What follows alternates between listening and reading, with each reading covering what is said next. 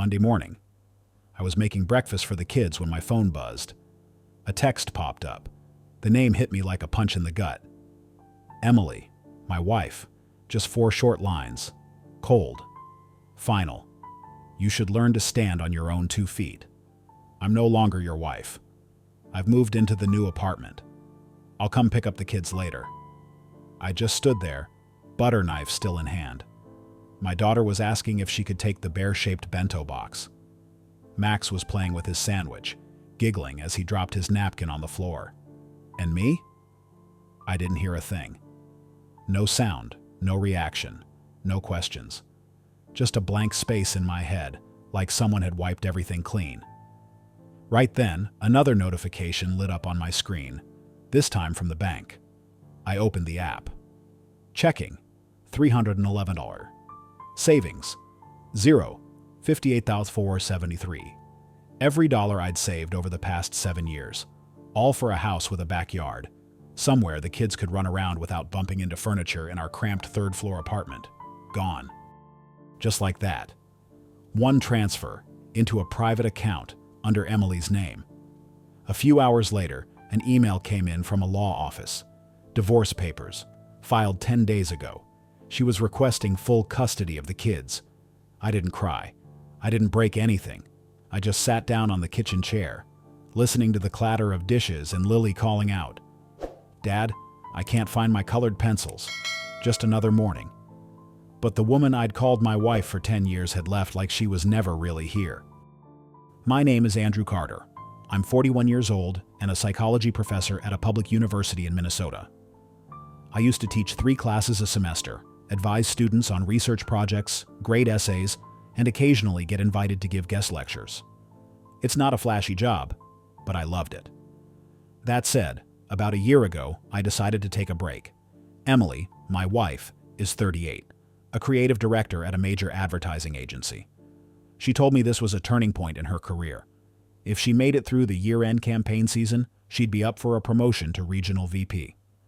I hesitated when she suggested I hit pause on my job to stay home with the kids, but she said my schedule was more flexible, that Max needed someone to pick him up every afternoon, that Lily had random after-school activities, and I could always go back to teaching after a year, once things settled down.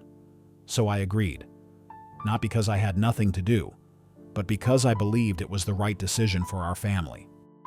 I picked up some online English tutoring gigs, just a few international students here and there, scheduled around when the kids were at school or after they went to bed.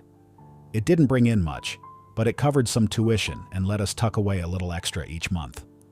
The rest of my time went into cooking, laundry, cleaning, school runs, parent meetings, summer camp registrations. Emily used to joke with her friends that I was the CEO of our household.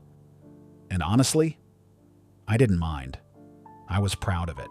I figured if we were both moving toward the same goal, stability, a dream home, then it didn't matter if one of us sped up while the other took a step back.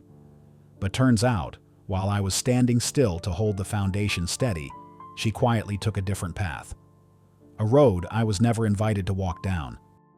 I don't remember exactly when the shift began. Maybe it started when Emily was assigned to lead a new client group on the East Coast. She began flying out to New York more often, each trip lasting 3 or 4 days. The reasons were always the same. Strategy meetings, big client pitches, last-minute approvals. I believed her. I always had. Work had always been important to Emily, and I was never the suspicious type. But slowly, the little things started feeling off. She'd come home late, way past dinner. On many nights, I'd leave her plate on the stove, but it would still be untouched the next morning. When I asked, she'd just say she grabbed something with a coworker or was too exhausted to eat. When she walked through the door, she didn't run to hug the kids anymore. She didn't talk about her day, just a short line. "I'm tired. I'll shower first." One night, after I finished cleaning the kitchen, I walked through the living room to turn off the lights and noticed her iPad glowing on the table. Emily often worked late, so I figured she just left it there. I reached down to lock the screen, but just then, a notification popped up. An email. Subject line, "Last night," made me smile again. I froze for a second. Maybe it was just the personal tone of it that triggered something in me. Curiosity, maybe even dread. I reached to open it, but before I could touch the screen, she appeared behind me, quicker than usual. Emily snatched the iPad out of my hands. No yelling, no explanations, just a clipped, "I needed to finish some work." I nodded. Didn't ask anything. But after that night, the iPad suddenly had a password. It wasn't left on the dinner table anymore. It wasn't a shared family device like it used to be. That's when I started noticing these strange gaps. Like how she'd respond instantly to messages during meetings, but ignore mine when I asked if she needed anything from the grocery store. Or the times she said she was at the airport, but the background noise didn't sound like any airport I'd ever been in. And then there was one moment that stuck with me. I was wiping down the kitchen counters. Max was sitting at the table playing with his Lego set. Emily was on the sofa scrolling on her phone. I wasn't paying attention until Max said something so quietly, it sounded like he was whispering to himself, "Mom's smiling at Uncle Caleb again." I stopped, didn't say a word, didn't turn around, just listened. A few seconds later, Emily locked her phone screen and walked into the kitchen. Caleb, the former intern from her company last year. Young, outgoing, the kind of guy who overlaughed at his own jokes. He'd come to our house for the end of summer BBQ. When I asked about him later, Emily just said he had transferred to a different team. I didn't think much of it, but now, hearing our son bring up his name made my skin crawl. I didn't confront her, didn't accuse. Instead, I started documenting flight schedules, coffee shop receipts, check-in times, gaps where she went completely off the grid, even her company's meeting calendar when I could dig it up. Not out of jealousy, but because deep down, something didn't feel right. And I needed to be sure, not just to protect myself, but to protect our kids from whatever storm might be heading our way. And from that day on, I started keeping record of everything. Not because I was jealous, but because something inside this house had shifted off balance, and I couldn't keep pretending it hadn't. Monday morning. The air wasn't even that cold. Lily was decorating her lunchbox with stickers. Max was happily singing the alphabet song. It felt like just another morning. Normal, calm, uneventful. I was making breakfast for the kids when my phone buzzed. The screen lit up. A message came through. The name hit me like a punch to the chest. Emily, my wife. I swiped it open. No explanation. No warning. No apology. No asking if the kids had slept well. No word on whether she'd be home for dinner. Just 4 lines. Short and cold. The kind of message someone writes in an elevator and sends without rereading. You should learn to stand on your own 2 feet. I'm not your wife anymore. I've moved into the new apartment. I'll come pick up the kids later. I froze, still holding the butter knife, but the toast had already fallen to the floor. At some point, I didn't even notice. Lily asked if she could bring her bear-shaped bento box. Max dropped his napkin and crouched to pick it up, giggling like he'd just played a harmless prank. And me? I didn't hear a thing. No sound, no reaction, no thoughts. Just a strange blankness in my mind, like someone had deleted everything inside it. Like someone had pulled all the sound and gravity out of that kitchen and left me standing alone, stuck somewhere between reality and a silent nightmare. I didn't know how long Emily had been planning this, but it clearly wasn't a last-minute decision. Her message wasn't just a breakup. It was the final punctuation mark on a silent agreement between 2 people who used to call each other husband and wife. I set the phone down. I didn't reply. Not because I was calm, but because I knew. Even if I called, she wouldn't pick up. I opened the banking app just to confirm a vague, sinking fear. And there it was. Our savings account, the one we'd been building together for 7 years, was empty. 0. Gone. $58,273. Transferred out the night before into an account under Emily's name. No notification. No discussion. No warning. That money was built from my early morning tutoring sessions at 6 a.m. From every vacation I didn't take, just to save an extra few $100.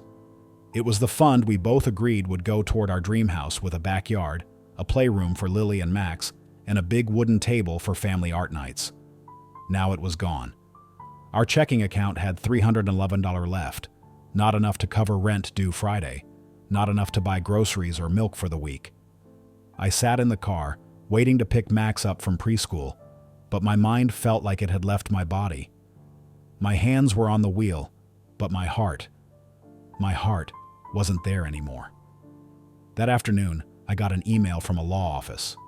Divorce papers, filed 10 days ago. In it, Emily was requesting full custody of the kids. Her reason? That I had no stable income and couldn't provide a suitable environment for young children. I read every line slowly. No breakdown, no shouting. Just a slow, creeping cold that moved from my chest down to my stomach. I used to think that if a marriage ended, at least there would be a conversation, even a hard one. But sometimes, it doesn't end with a fight. It ends with a drained bank account, a stamped email, and a morning so quiet it feels like the world forgot how to speak. This isn't how you end a marriage. It's not how a mother walks out on a family with 2 young kids. But clearly, Emily didn't see this as a family anymore. I didn't call Emily. I didn't bring up the message from that morning, or the divorce papers asking for full custody. At that point, I didn't believe questions would bring any answers. But I knew one thing for sure. If I didn't act, I'd lose everything. The problem was, I didn't have the money for a lawyer. My account barely held over $300, and I had 2 confused little kids wondering why their mom hadn't come home. Rent was due soon, and the fridge was almost empty. I talked to Graham, an old college friend, now a law professor at a nearby community college. Graham isn't the comforting type, but he's good at the things that matter. One day, he sent me a number. Said it belonged to his former grad school professor, Malcolm, retired now, but occasionally took on cases he thought were worth helping. I called. The man's voice on the other end was low, steady, calm but not cold. After I briefly laid out the situation, he paused, then said, "I'll help. But you'll have to do your part. Gather evidence. As much as you can. Quietly. Don't let her know you're building a case." So I started with what I already had, Emily's travel schedule. I pieced it together from old Google Calendar invites, old texts, flight receipts, even credit card records from rideshare pickups at the airport. I logged the dates she didn't come home, the reasons she gave. Then I started comparing. Some things didn't match up. I printed 6 months' worth of bank statements. There were regular transfers, same day every month, going to an unfamiliar name. Looked like a separate account she'd been funneling money into. A backup plan, set up before the fall. I started documenting the parent-teacher meetings she missed, school events, the times I took Max to the pediatrician alone because she said she was still on the East Coast. Then I remembered the iPad. That screen lighting up. That subject line burned into my memory. Last night made me smile again. I took the iPad out from the cabinet, plugged it in, waited for it to power up. Lock screen. Passcode required. 6 digits. I tried Lily's birthday. No luck. Then Max's. Still wrong. Our wedding date. First date. Nothing worked. After a few more failed attempts, the screen warned it would temporarily lock if I tried again. I sighed and set it down on the table. Max walked over, holding a snack in one hand. He looked at me for a second, then casually asked, "Are you trying to open the iPad? I know the password." I turned to look at him. Didn't say a word. He explained that one time, when Emily wouldn't let him watch TV, he begged to see his favorite show on the iPad. She gave in and unlocked it in front of him. And like most kids do with things that matter to them, he remembered the numbers. I handed him the iPad. He typed in 6 digits. The screen unlocked. I didn't say anything, just patted his head and asked him to go back and play with Lily. Then I sat down. Opened the mail app, and the pieces started to fall into place. Private emails, late-night messages, hotel meetups squeezed between flights. Caleb. His name appeared more than 20 times. I took screenshots, saved every single file into a folder. Conversations, plans, photos, everything, silently, without a word. I was building a case. Not for revenge, but to protect myself and to hold on to whatever parts of this life were still salvageable. I used to think Caleb was just a fling, a burst of youthful energy I couldn't compete with, a side affair Emily would eventually snap out of. But I underestimated how calculated they really were. Buried in the stack of emails I collected was a draft, never sent, from Emily's account to Caleb. Subject line: next steps after the move. I read that message at least 3 times. She outlined a plan to transfer all her freelance contracts under Caleb's name, leverage her old agency connections to lure clients over to our new agency. She mapped out a brand launch timeline, logo mock-ups attached. It was professional, clean, methodical. At the bottom of the email, there was a line that made my stomach drop. Initial capital, $60K, from selling the house. Selling the house. The house in both our names. The house I thought was the final anchor holding together a drifting marriage. Caleb wasn't just a lover. He was a business partner. The man Emily had chosen to start a whole new life with. A life that came with plans, projections, branding, and startup capital I had unknowingly earned. I handed that document to Mr. Malcolm. He didn't say a word, just placed his hand over the paper and gave a slow nod. That was the moment the word betrayal finally took on weight. It wasn't about who slept with whom. It was about someone I once called my partner using the foundation of our family to build someone else's dream. A few days later, I received a copy of a financial disclosure packet from a real estate brokerage office. Inside was a scan of a signed authorization letter, granting Emily full control over the sale of our jointly owned property. The witness who signed off on it? Her mother. I called the office to verify. The agent said everything checked out. The witness was of legal age, directly related, and had certified that Emily's husband had agreed, but was unable to be present to sign in person. I sat there, staring at her mother's signature, the same woman who used to make me chicken soup every winter, who once told me I was the best thing that ever happened to her daughter. Turns out, it wasn't just one person who left me. It was a quiet little network that had already crossed to the other side, together. I thought I was getting used to the punches, but then something else happened, and I realized I was even more naive than I'd believed. It was a Thursday morning when I got the email. It was from the Human Resources office at the university where I used to teach. They asked me to attend an internal discussion the next day. The reason? A few students had reported receiving inappropriate emails supposedly sent from my faculty account. I didn't understand. I hadn't taught a class in over a year, and I hadn't sent a single email from my university address since taking my leave. The meeting lasted 3 hours. They printed out the email in question, an anonymous message titled "Feedback on Recent Student Performance." But the content was full of inappropriate remarks, criticizing students for a lack of effort, suggesting that female students tend to expect special treatment, and even including lines that bordered on misconduct. The email ended with a signature, A. Carter. My last name. Every word was something I'd never write, but the email had come from an address that looked eerily close to mine, off by just one character in the domain. A fake account, carefully created to sow confusion. And it was enough to make HR consider suspending me from the university's faculty roster if they couldn't prove it was a forgery. Mr. Malcolm, my lawyer, immediately filed for an IP trace and submitted a legal request to the email provider for technical records. It took over a week to get the tracking data. The IP address that sent the email? It came from a house in the suburbs of St. Paul. Only one person I knew lived there, my mother-in-law. Undeniable proof. Mr. Malcolm sat me down and said, "This isn't a domestic issue anymore. This is identity fraud, digital impersonation, and a deliberate act meant to damage your financial and professional standing during an active custody battle." And I got it. If I was suspended, I'd no longer be seen as someone with stable employment. In the eyes of the family court, that alone could tip the scales in Emily's favor. They'd planned this. Carefully, step by step, person by person, I signed the lawsuit paperwork. Not for revenge, but because staying silent would make me complicit in a scheme I had no part in creating. The court session was closed to the public, at the request of both legal teams, but that didn't make the air inside the room any less heavy.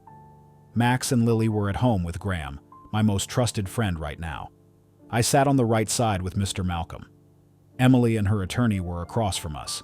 Caleb was there too, wearing a blazer, hair slicked back, sitting with a casual lean like he thought this was just another creative pitch meeting in a startup boardroom. The judge opened the proceedings by asking both sides to submit their financial documents and supporting evidence. I handed over a clearly labeled folder, evidence of hidden transfers, travel dates that matched hotel transactions, emails pulled from the iPad, offshore account statements under an unfamiliar name, and a printed thread of conversations between Emily and Caleb. When the creative launch folder was opened, complete with logo drafts, launch timeline, projected company budget, and the line that read, "Initial funding $60K from house sale," Caleb's face twitched, just slightly. But I caught it.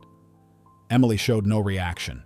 She sat still, fingers laced tightly, her thumbnail nervously scratching the skin of her opposite thumb. A small habit she had when anxious. I'd seen it before. When she was waiting on a promotion, when Max was in the ER with a high fever, when Lily took her level 3 piano exam. Mr. Malcolm spoke with clarity and precision, citing legal statutes point by point. When he got to the section about exploiting trust within a domestic relationship to create non-transparent financial arrangements, resulting in damages to the legal co-owner, Emily's lawyer sat upright and started scribbling notes. The turning point came when Mr. Malcolm presented a printed email from Emily to Caleb. One line stood out. "You just focus on the brand. I'll take care of the budget. As long as the house sells on time, we'll be fine." She still kept her face composed, but when the judge asked her to read that line aloud, her voice faltered for a moment. For the first time, she glanced in my direction, not with regret, not with anger, but like someone surrounded by wildfire, unsure where the wind would blow next. When the session resumed, the mood in the room had shifted. Emily's lawyer quietly withdrew her petition for full custody. No further negotiations, no conditions, just a request to minimize emotional harm to the children. I didn't respond. I just looked over at Caleb, the man who had walked in with a gaze like he owned the future. Now he stared down at the floor, unable to hold eye contact. The new agency was gone. The New York strategy meetings meant nothing now. All that remained was truth and consequences. The session ended. The court approved our motion to freeze Emily's financial accounts and launched a formal investigation into the one she'd been funneling money into over the last 6 months. The judge also ordered a hold on any transactions related to the shared house until the property dispute was fully resolved. For the first time since this all began, I felt the scales weren't so heavily tilted anymore. Caleb, I think, had started to feel the weight of what starting over really looked like. In the parking lot, Mr. Malcolm handed me a new set of papers, a civil suit for identity fraud and fabricated evidence. The recipient, my mother-in-law. No words were needed. The truth had finally been laid out on the table, and it could speak for itself. After the trial, I spent a long time debating whether or not I should go through with it. Not because I wanted to forgive them, not because I still felt anything for either of them, but because I was still, at my core, a teacher, or at least someone who used to believe in professional ethics. I sat there with a cup of cold coffee in my hands for most of the morning. I opened and closed the creative launch folder 3 times. It held all the chat logs between Caleb and Emily, most of them pulled from the iPad Max had unlocked, the rest from backup emails on an old account Emily had forgotten to remove from our family iCloud. They talked about their new company, Flair Creative, about how Caleb would handle outreach and client relations, while Emily would run strategy. They were buzzing with energy, like they were building the next big empire, even though neither of them had officially resigned from their old jobs. But what I couldn't ignore were the parts where they discussed their clients. I'm not a marketing expert, but I know enough to recognize what I was looking at. This wasn't just shady. It was a serious breach. Campaign data, media strategies, internal contact lists, all of it proprietary to their current employer. And there they were, planning to quietly shift all that over to a new agency they were building in secret. So I sent the email. I attached everything: chat logs, emails, client meeting schedules, even the original proposal documents and the revised versions Emily called Pitch 2.0. I sent it to the legal department at their old firm. No commentary, no insults, no bitterness, just facts. A week later, I got a response. Caleb and Emily weren't just terminated, they were hit with a civil lawsuit. Charges: misappropriation of intellectual property, breach of internal confidentiality agreements, and economic harm to the organization. I didn't feel joy, but I felt it was right, and sometimes that's enough. I got the call on a Wednesday afternoon while waiting for Max outside his school. It was Emily's mother.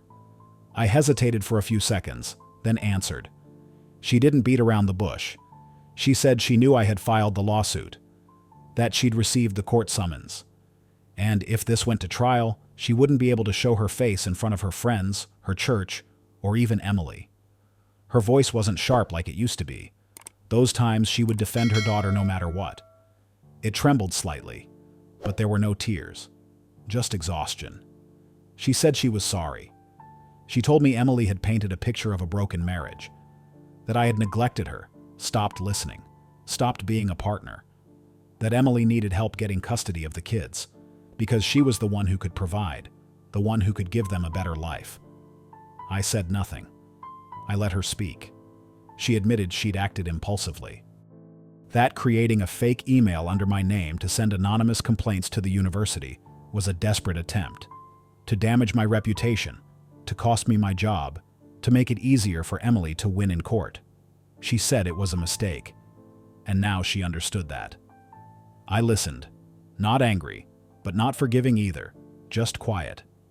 The kind of quiet you fall into when you're staring at the ruins of a home that used to be built on trust, now reduced to smoke and rubble. I told her, I can't stop you from requesting to withdraw the case, but some things, even if you take them back, still happened. Then I said goodbye. No bitterness, no resentment, just a quiet closing of a chapter that had already ended. The final hearing took place on a quiet September morning. Not too sunny, not gloomy either. Just still, like the way a long chapter of my life was quietly preparing to close. I arrived 15 minutes early, wearing a white button-up and neatly combed hair. Not to impress anyone, but to remind myself, some things at least were still within my control, even if so many others weren't. Emily sat on the other side of the courtroom. No Caleb, no mother, just her and her lawyer. She didn't look at me. I didn't look for her eyes either. There was a time we could read each other's mood with a single sigh. Now, even our breathing felt like it belonged to two different worlds. The judge read the ruling in a steady, almost emotionless voice, but each sentence landed like a final period after the chaos of the past year. I was granted full custody of Lily and Max. Emily's visitation rights were limited for the first 6 months. Daytime only, no overnights, no out-of-state trips. Our shared assets were redivided, an 80-20 split. I kept the house, the car, most of the frozen savings. Emily retained only a small portion of her premarital assets. Neither of us said a word as we left the courtroom. I buttoned my coat, walked straight outside, and took a deep breath. It didn't feel like victory. It felt more like the permission to breathe again, after a long stretch of being trapped in something part bitterness, part invisible. That afternoon, I picked up Max and Lily behind the school. They ran into my arms like they always did. I knelt down and held them close, tighter than usual. It felt so ordinary. But for the first time in a long time, I realized, ordinary is a gift. 6 months after the trial, I went back to teaching. My first class was on a Monday morning, Intro to Psychology. Same old lecture hall, same wooden stool by the whiteboard. But I wasn't the same man I had been a year ago, the one who quietly stepped away from the classroom to hold together a home that was already falling apart. I started again, right where I left off. Every morning I wake up at 6, make breakfast for Lily and Max. Some days it's pancakes, other days just cereal and hard-boiled eggs. But they always finish it, still fight over the red cup, still tell stories from the day before with 1,000 different facial expressions. I drop them off at school, then drive to campus. We moved into a new house, not far from the school. It's modest, with a little patch of grass where Max can kick a ball around, a window that looks out onto a row of maple trees, and 2 small bedrooms that the kids decorated themselves. We live, like before. But this time, everything feels lighter. No more doors slamming late at night. No more work trips with no explanation. No more walking across the living room wondering who's still here and who's already halfway out the door. I don't hate Emily. I also don't ask why anymore. Some questions aren't meant to be answered. They exist to show that you were hurt enough to need to ask. And eventually, one day, you stop needing to. I used to think I was the one left behind, the one betrayed, the one knocked down and pushed aside. But the truth is, I was finally set free.